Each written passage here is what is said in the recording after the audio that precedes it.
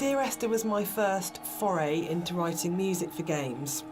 And I actually approached it very traditionally, so more as a film score than a traditional interactive game music score. And what's really interesting for me is that the lack of interactivity in the music was never a problem for anybody that played the game.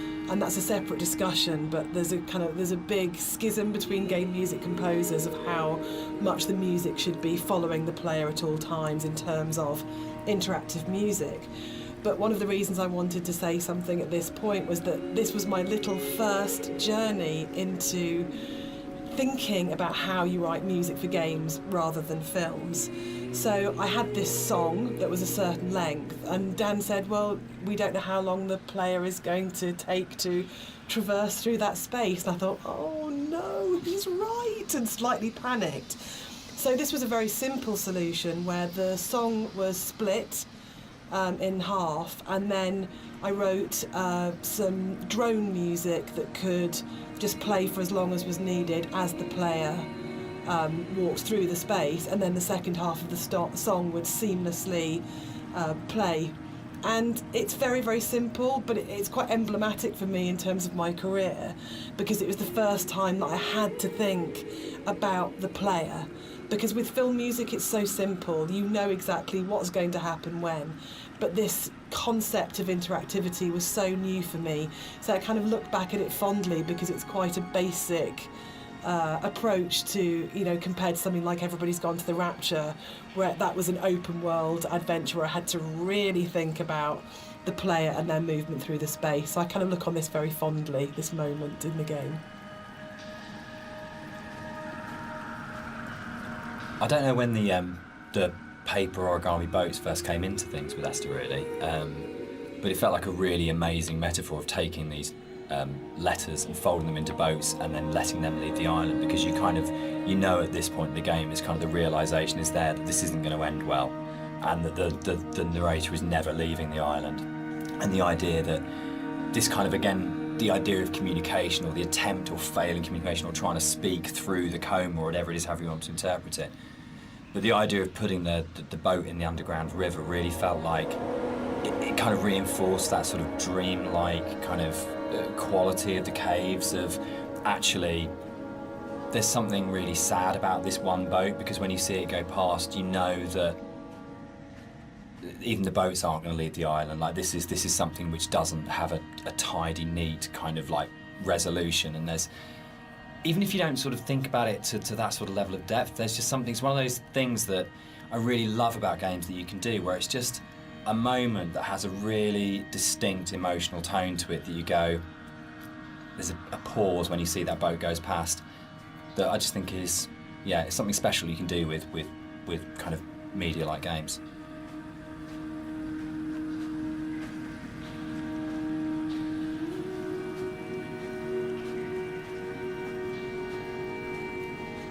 In a lot of ways, the caves were the hardest area of the game to actually write, because we knew we didn't want to have much voiceover in there. I think because of the strength of the music, and this goes right back to the original mod, we wanted that to be the voice and for it to be a chance for Esther to speak rather than the narrator. And we also wanted to have this break, so when the narrator came out from the caves, you had a real definite sense of something happening, and that he had changed as a result of this journey. So it meant really felt wrong to have a lot of voiceover within there, but then that made it really difficult, because then you had like 4 one-sentence lines in there, and each one of those had to have an absolute clarity and to really, really kind of work. So I think for me, it was really interesting. It's like the difference between writing kind of fiction and writing poetry. When you read really amazing poets, and you have that incredible surgical precision where every single word is considered and placed so absolutely.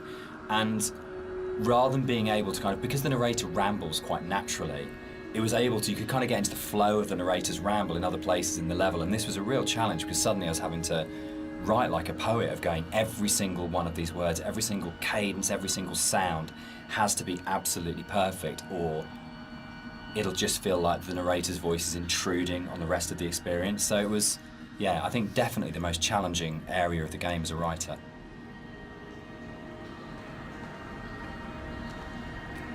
The sound here is a classic case of, again, what music I think does really well, which is you've had this soft, lyrical, beautiful, epic, dreamlike music. And then the moment you come out of the caves, you're into this really harsh soundscape, and the tonal shift is very, very brutal, I think, and deliberately so.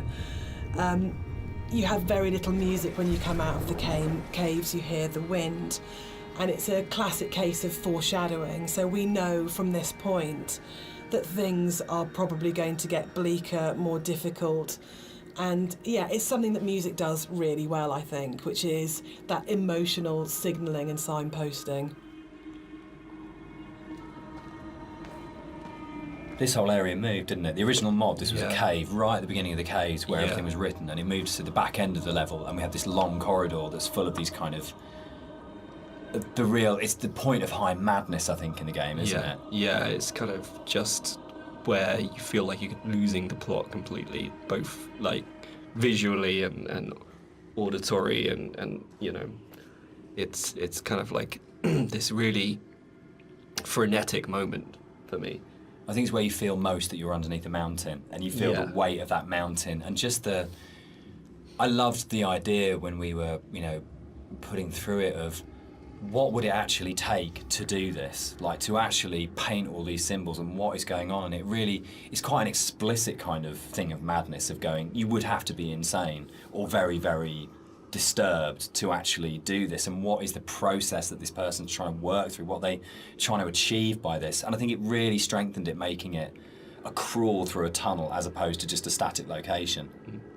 Yeah, I think it's the consistency and the coherence of the symbols is a lot more broken down as well. Like, you see some symbols before like scattered around the environments, but at this point they're like right in your face, and they're kind of just, it's just total madness, you know.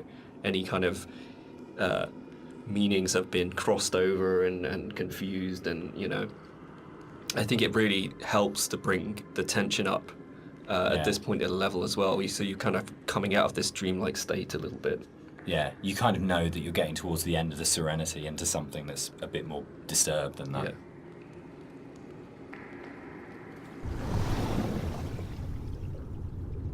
This is a bit more of a contentious one because we disagree on this one. I struggle with this, with the points in the caves where you duck above and below the water, and you have to have that transition of audio. And I love the audio on both sides of the surface tension of the water, but I really struggle with you breaking water because it's such a hard edge to the sound. And I don't think there's any other way around that.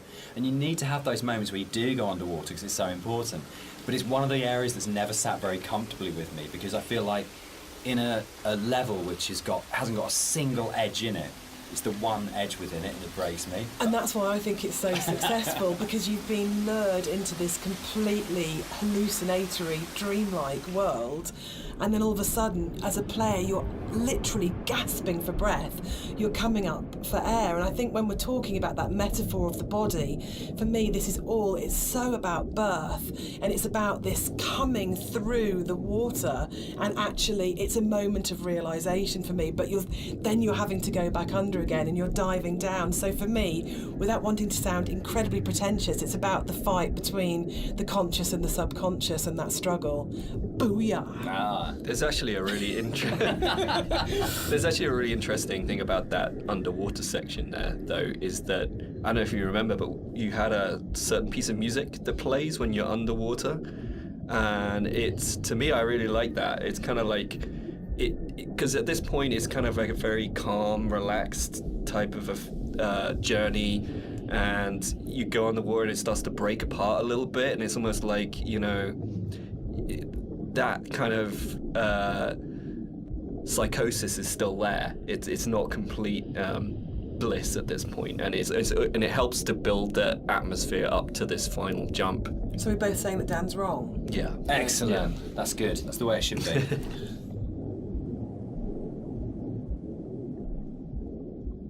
The motorway scene, the biggest new addition to between the mod and the commercial version. This didn't exist in the mod at all. It was a completely new thing.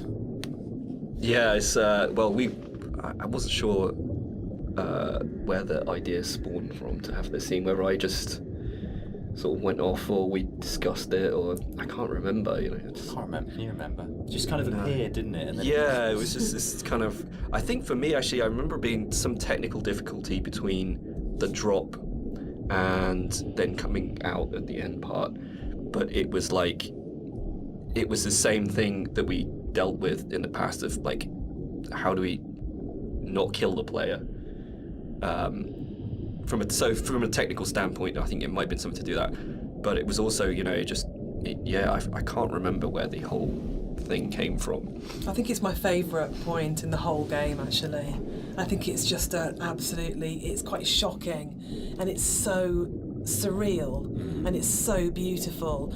And from an audio point of view, you have that baby's heartbeat bringing us back to the idea of the ultrasound.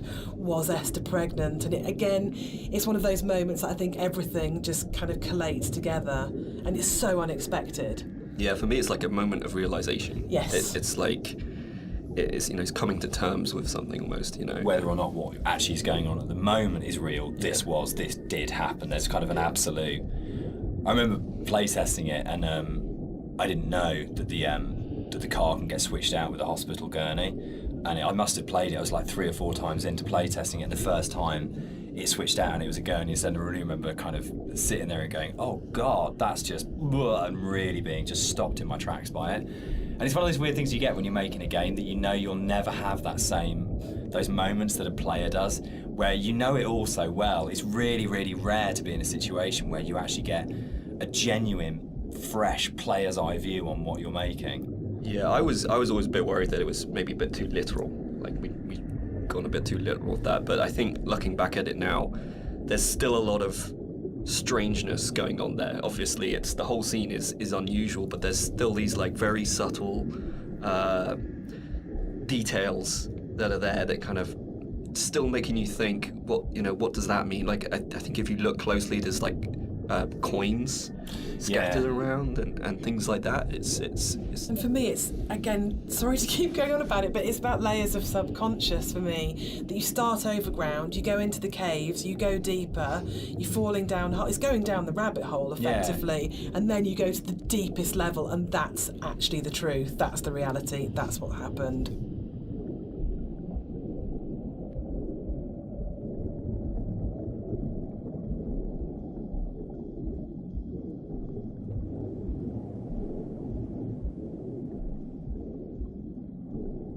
So the admission really is that I did play fast and loose with the geography of the M5. There isn't actually a welcome break service. It's just outside the junction of Sanford. But As we has also been know, pointed out to you. players. I mean, what a thing if you make something that's based vaguely on somewhere in real life. In terms of a compliment, when you're getting emails from players going, there isn't a welcome break there, and people really trying to work out where is this, and whole threads about where on the M5 it is. That's just the most amazing feeling. But I think what I think works really, really well in Esther, and again it's something that I think is really carried forward to our other games, is that a lot of the time we're not dealing with kind of like big, glamorous, amazing, epic places. It's a sort of like a ratty little island in the Hebrides. It's someone who lived in Wolverhampton. It's just outside, a service station on a stretch of the M5. And I think that earths what's going on. Gives it a realness as well, particularly when you sort of put it against the surrealness of the caves. Actually, you're kind of going, this is really surreal and this is really, really dreamlike, but actually I'm talking about, a car accident just outside a little chef, and that playing off those two things against each other. It's like making the ordinary extraordinary. Absolutely, yeah.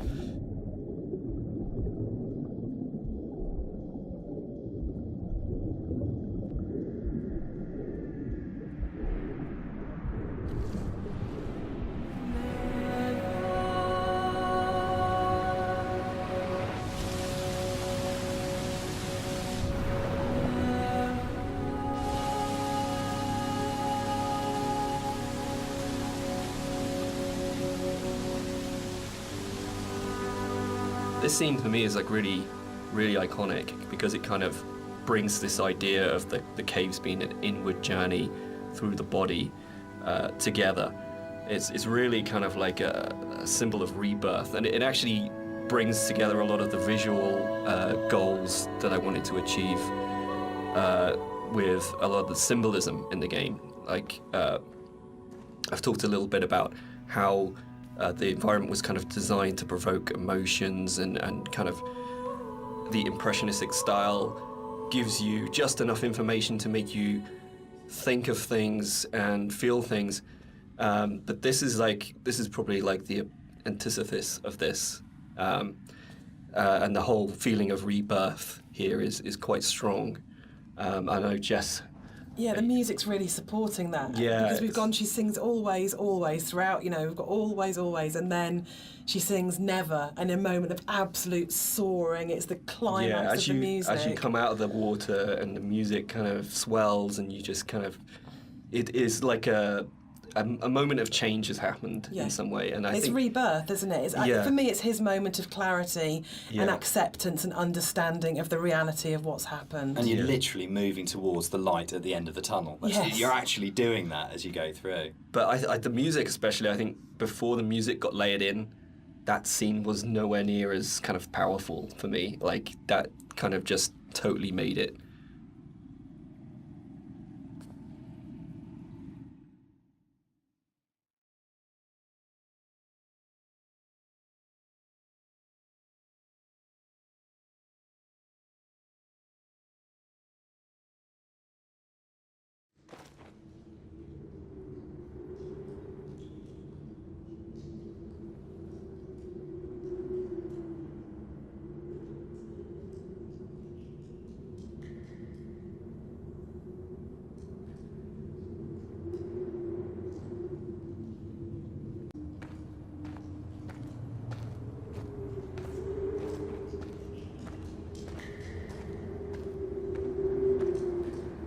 Dan and I had worked on lots of projects together, non-game projects, before we made Dear Esther. And I think the thing that links all of the projects that we've worked on together is that idea of hidden stories and layers of stories. And one of the things I wanted to do with the music was to embed hidden little hints and stories into it. So the music that you hear here has Morse code. And the Morse code is spelling out the word Esther. And I really, really liked this concept of that some people would understand that it was Morse code and try and figure out what it was saying. It also provided a really interesting rhythmical dynamic. And yeah, it's just about these ideas of hidden stories and layers, but it also starts to emphasise the obsessional nature, I think, of the story in Dear Esther, and his agitation and actually slight panic. So you're getting this rhythm that just repeats and repeats and repeats obsessively. So I think even if you don't understand that it's saying Esther, and even if you don't understand that it's Morse code, you're still getting this feeling of this obsessional repetition and slight panic that he has. And again, it's kind of it's the new chapter, and it's spelling out that something has changed at this point.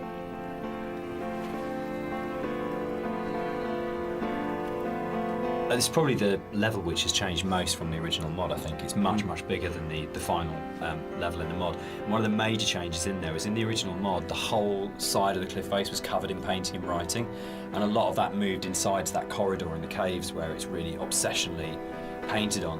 And it was really, we spent so long on that because we were trying to get it looking right, because it's one of those really interesting examples where I loved the image and the idea that you've got this guy painting the entire side of a mountain with words and symbols and things.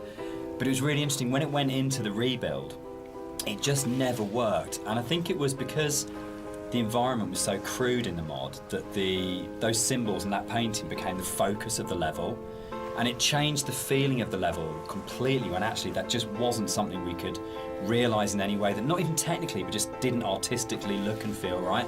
And I think probably sort of retrospectively looking back on it, that's about the sort of the sophistication and the subtlety that then came into the art, rather than just being, this is literally just a canvas that we write words on, to actually the environment telling its own story without the story being literally painted on it. Yeah, it was very difficult when we were experimenting with that to kind of like make it not completely unreal. Like, I think for me it was kind of, I wanted to kind of bring the player a little bit back into reality after the caves, and I think with having those symbols everywhere, it was kind of pushing them out a little bit. So I think what we came to, with the kind of compromise we had, it was kind of a nice in between.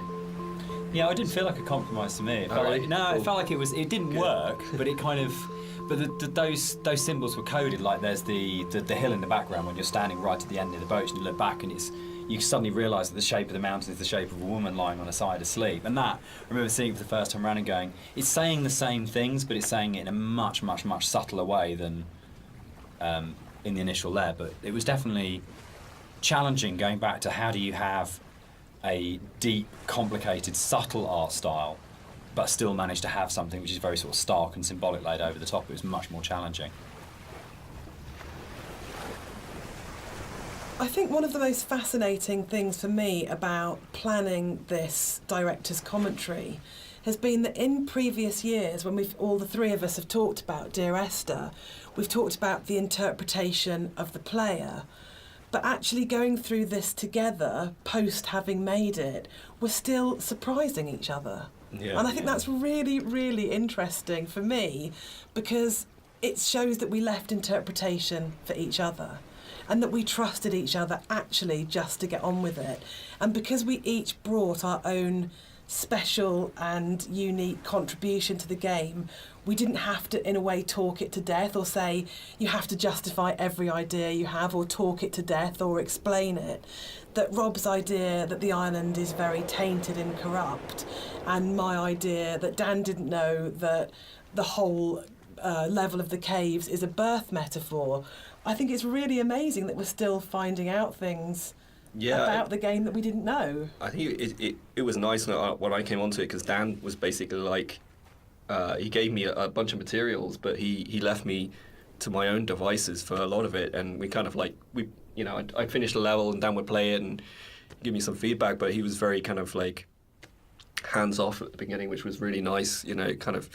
So a lot of my interpretations just came through that downtime where I was just kind of like going off and doing my own thing, and so yeah, it's like interesting to hear Dan talk about it sometimes, because like, there's some backstory that I've never even considered before, and obviously hearing Jess talk about it as well is really interesting, especially when it comes to the soundtrack. It makes me look at things in a very different way. So yeah, it's really interesting. I think for me, like making games is so inherently collaborative, and you have people coming together with different ideas and different takes on things. And in a way, the least interesting thing you can do with that is to structure it all so heavily that there's no space for each individual person to bring what they're thinking to it. And I think the best games, well, for me, my favourite games are ones where you can really feel the personal footprint of each individual developer and aspects of it, and it feels like it has been a genuinely collaborative exercise where everybody has thrown ideas into the mix and everybody is bringing something to the table rather than people are just following a kind of a really structured plan. So yeah, I think it probably is one of the reasons why Esther has had the sort of life it's had since release, is because there's 4 people if you include Nigel, all bringing very different things to it, and it gives it a huge amount of depth for something that's so simple on the surface. I'd been on holiday to Greece lots of times, and one of the things that I always really responded to emotionally was those shrines that you see on the road, and sometimes they're dedicated to saints and sometimes they're to markate where an accident has taken place. So you'll get photos of the deceased person and flowers and candles, and they'd always really touched me.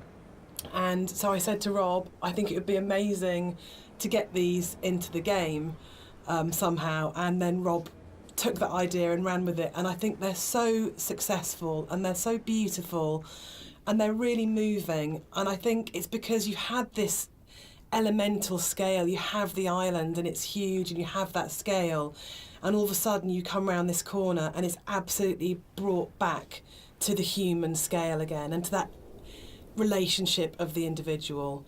And I think the other thing that it does really successfully is it's a kind of magic realism, because there's no way that you could have all those amounts of candles lighting your way. Who's lit them? The island is empty. Who's put those shrines there? But I just think it's a really lovely bit of environmental storytelling, actually.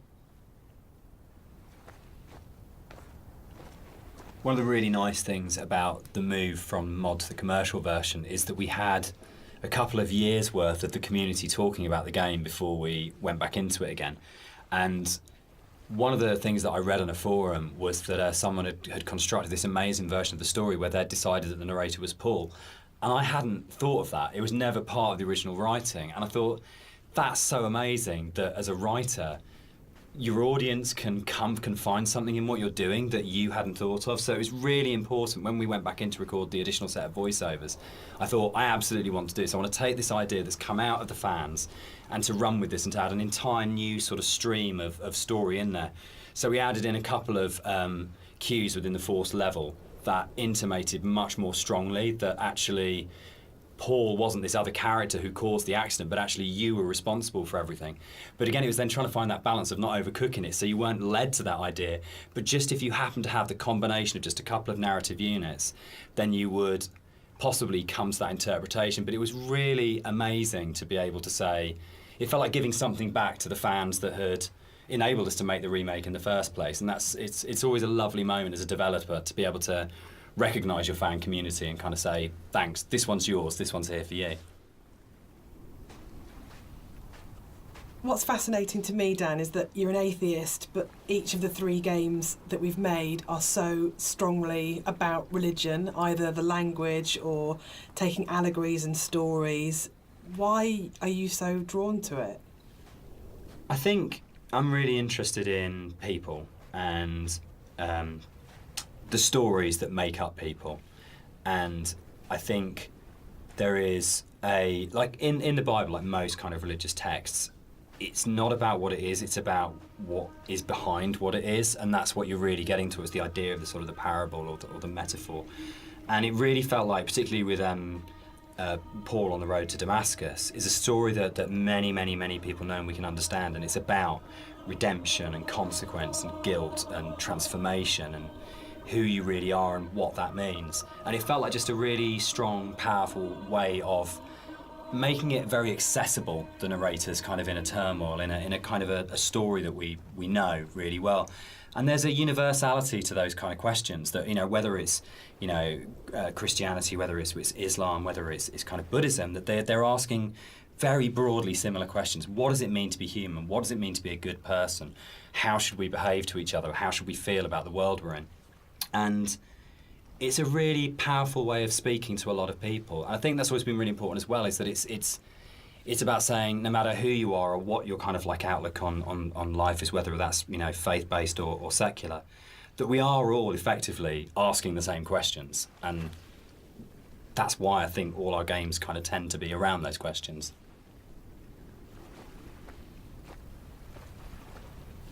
Is Dear Esther a depressing game or a hopeful game?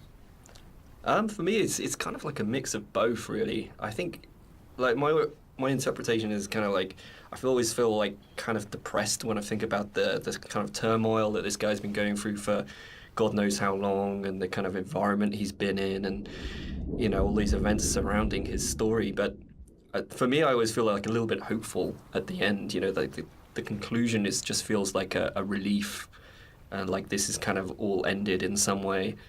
What do you think, Jess? I think it's a game about acceptance, and I really like that. And I think it's telling that a lot of people with mental health issues have responded really positively to the game, and then we get a lot of emails and letters from those people saying that it's helped them through a really difficult time. And for me, that's because it's about the struggle of being human, that it's hard and that we love and that we grieve and we lose, but we come through it. And those things are what makes us human, that it's transformative and that the pain is part of life. And that's a really beautiful message. And I think that's what you do so well, Dan. That's what you write about. You write about what it is to be human. So, Dan, you wrote it. Without wanting to cop out, one of the things about writing it that I really wanted to do was to make something that people could take and could own, and it would be their take on it. And their interpretation of it mattered in a way that mine didn't. My job was to give them the architecture to interpret in their way.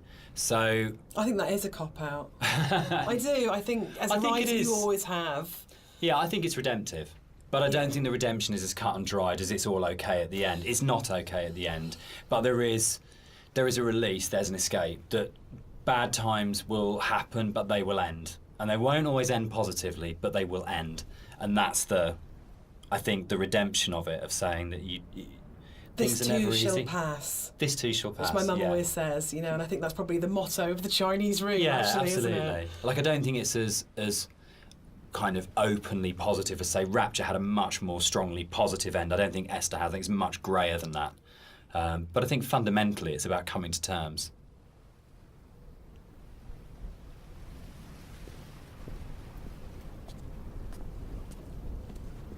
So, Dear Esther is the first walking simulator. How do you feel about Walking Simulator? You know what, I think I took offence to it when it first became a thing. But, I think actually I don't mind it so much now. I think the fact that we have kind of taken ownership over it, like that genre has been kind of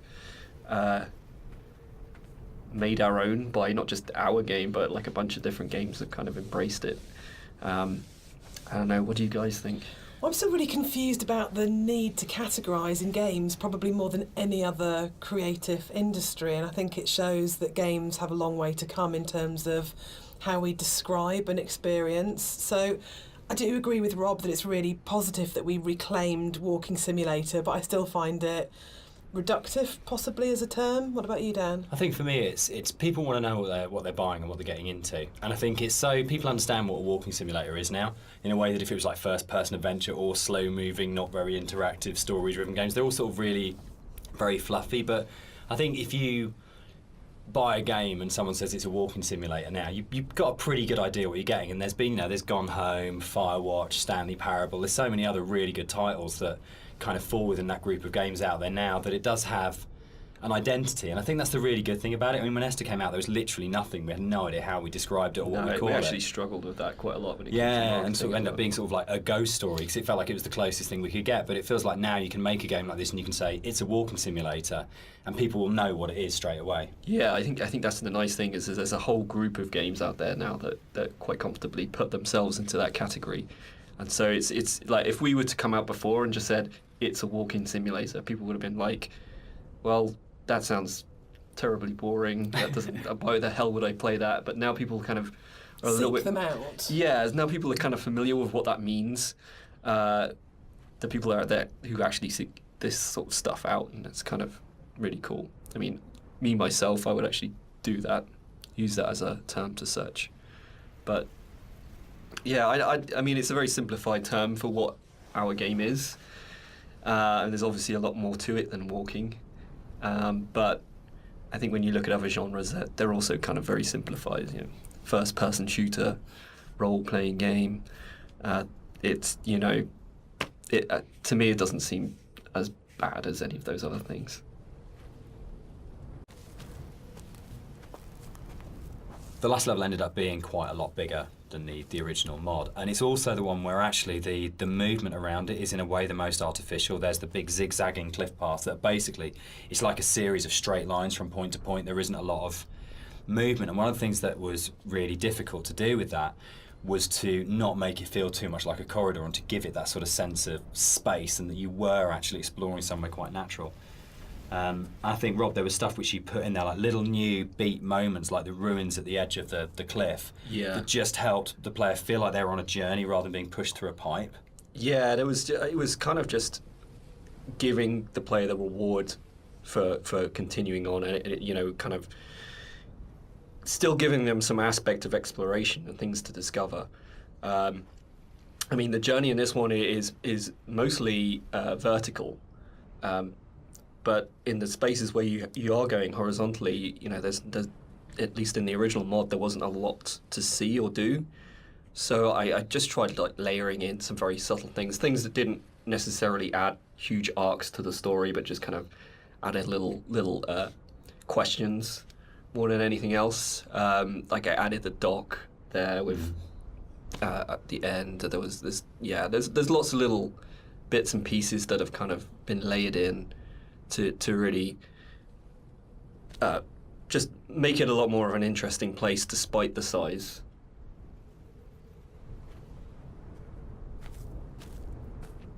there's a bit of an illusion of simplicity with games like Dear Esther that people kind of assume because there's not a lot of mechanics and there's not much going on in that sense that they're easy to make.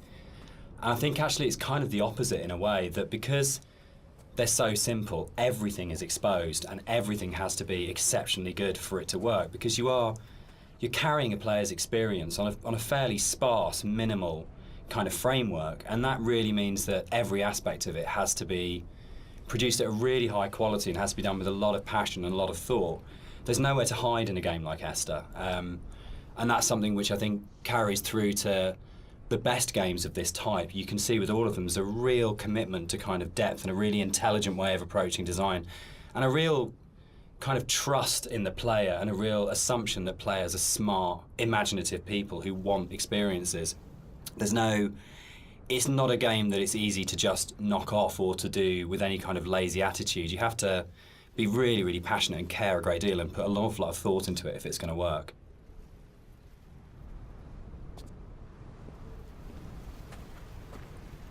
One of the things that I think was added more frequently in the final version of Dear Esther was the inclusion of a number of ghosts in the game. These are not like ghosts that you'd see in a normal horror game. They're just very loose silhouettes that you'll see around the island, usually like quite a distance off, or just kind of somewhere that you'd barely see it out the corner of your eye. I think this is a good example of where it's kind of really in your face, and these are kind of just something that we put in to kind of not just bring some unreal elements to the island, but something supernatural as well, something that's kind of beyond this world, something kind of unsettling. And yeah, we've a lot of effort's been put in to make these things very subtle. I didn't really want them to be like, I didn't want it to be a ghost story, so to speak, but I just kind of wanted to bring some of this supernatural element into the game, and this area is probably one of the most prominent because you can see it just before you go down into the gully here, and I think it's really one of my favorite scenes just because of it being so spooky, so unreal, and so interesting. The overlook, the point about this to me is that it's probably the voiceover in the game that kind of sums up the whole story and the experience. It's almost like a recap of everything that's gone before you start the final climb.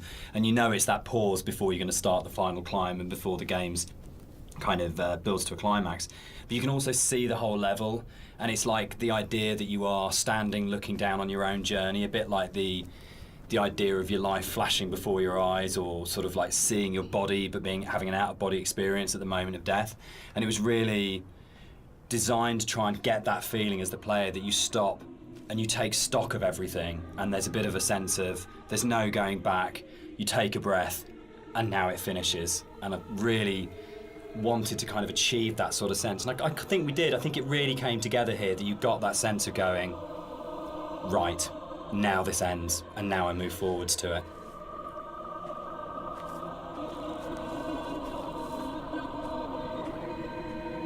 So here it kind of, the environment becomes a little bit more surreal again. We kind of play with the colors a little bit, bring up the saturation. It's kind of a little bit of a return to some of the more cave-like aesthetics in terms of colors and stuff like that. And it's kind of there to kind of signpost another significant moment in the game, or something that's leading up to the significant moment. It goes back to this kind of idea of having these emotional signposts in the visuals of the game, without it being overly obvious. And some of that emotional stuff comes through just through the colors of the environment, and the more saturated they are, the more kind of surreal things become.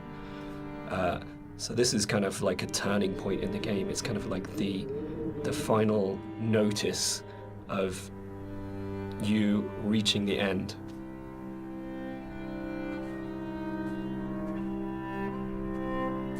The music that's playing here is a repeat of another cue, and originally we hear it played on the piano, and the string quartet take on the piece here.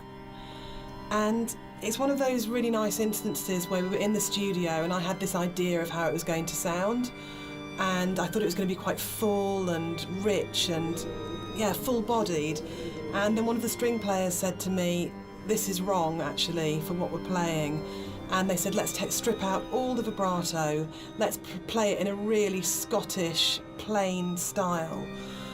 And it absolutely transformed that piece, and it's one of the really special things about being a composer, is that you get to collaborate with people who come fresh to it. So you have this preconceived idea of how it should be, and then they say, no, why don't we turn it around and think about it like this?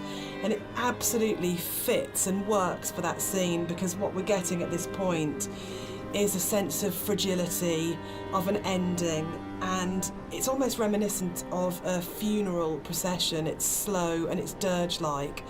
But yeah, it was just a lovely moment where they gave something of themselves, and that's what's amazing about working with live instrumentalists. You're never going to get that from a sample.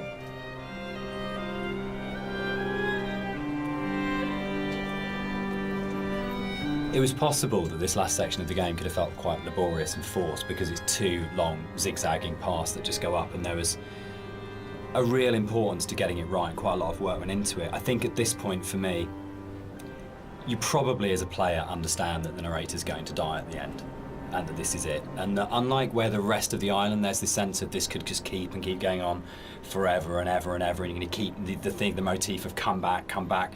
But I think when you set on this path, we really wanted to have that sense of this is it, this is the last time you're going to walk these paths, this will end now.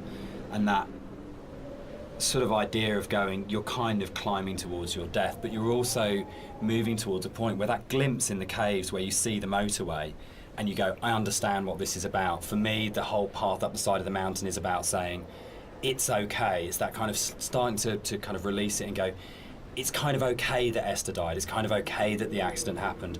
I know that I'm going to die. I know that this is going to end. And I know that there's nowhere for me to go apart from follow this path, but that's all right. And it was very sort of hard to kind of try and find that subtle mix between the dread of it and the acceptance. It's where the positive and the negative and the kind of the loss and the redemption really start colliding for me. At least certainly that was what we were trying to achieve with it.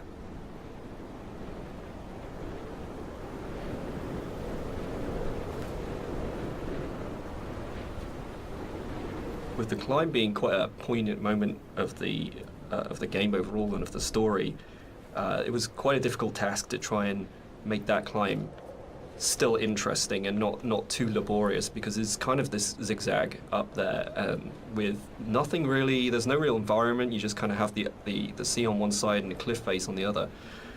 So there was quite a lot of work that went into kind of building up this feeling of tension as you're rising and kind of making this moment as poignant as possible while still making it interesting. So a lot of effort was put into building up this weather, building up the winds and the swaying of the grass and kind of the volume of the soundscapes and everything mixing together with the music, and just kind of visually really trying to make this a tense moment. And I think it's hopefully been pulled off all right.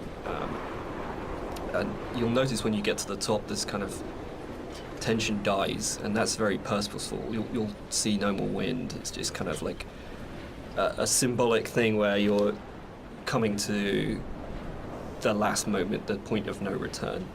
And that's been very deliberately designed that way.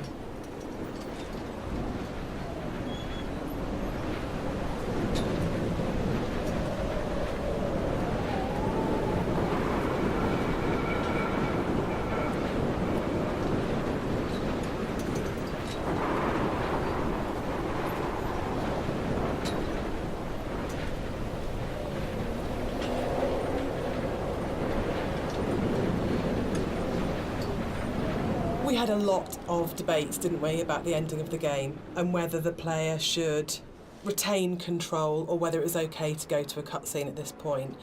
I personally don't mind it. I actually actively like it because I think it works really well as a metaphor for loss of control at that point. Dan, I know you're not as keen. Yeah, I'm not. I would have loved the player not to have had control taken away from them, but to me it was a balance between two evils. The evil of having a cutscene and the evil of the player accidentally falling off the ladder halfway up and destroying the ending. Yeah, I agree. I think we tried a few different things, and the tech at the time just wasn't, the ladder tech at the time just wasn't there. So, and the other thing for me was pacing. It was making sure all the music, the voiceovers, the timings and everything were perfect for that final jump off point. And just letting the players kind of noodle around going up a ladder for what may have been like 7 minutes because it's a tall tower was kind of an impossible task.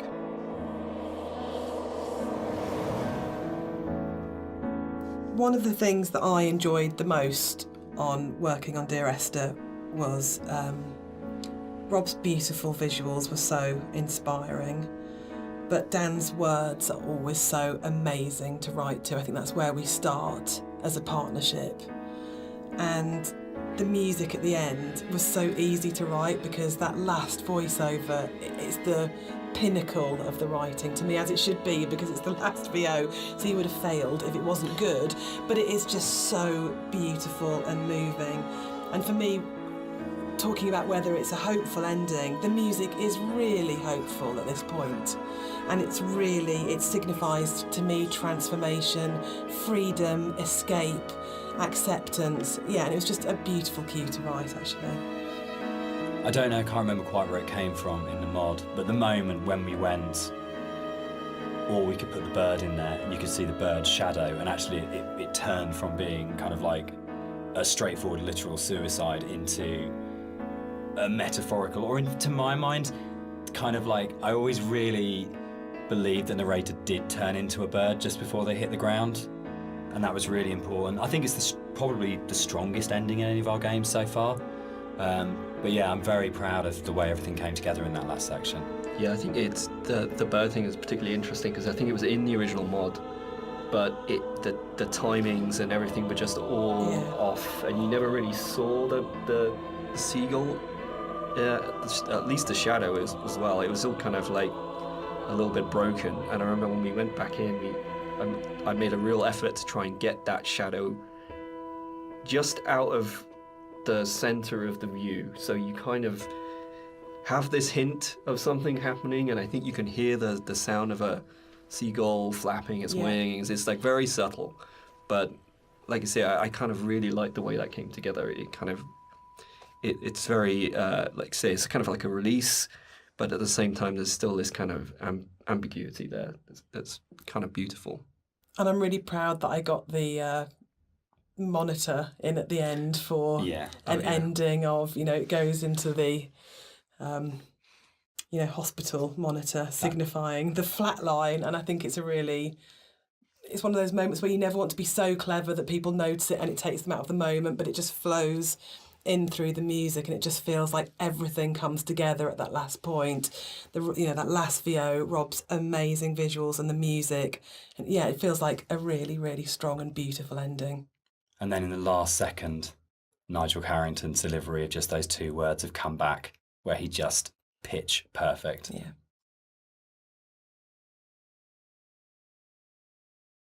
So that's the end of the director's commentary. We'd just like to say a big thank you to everyone for listening. We hope you've uncovered some secrets and some facts that you didn't know about the game before.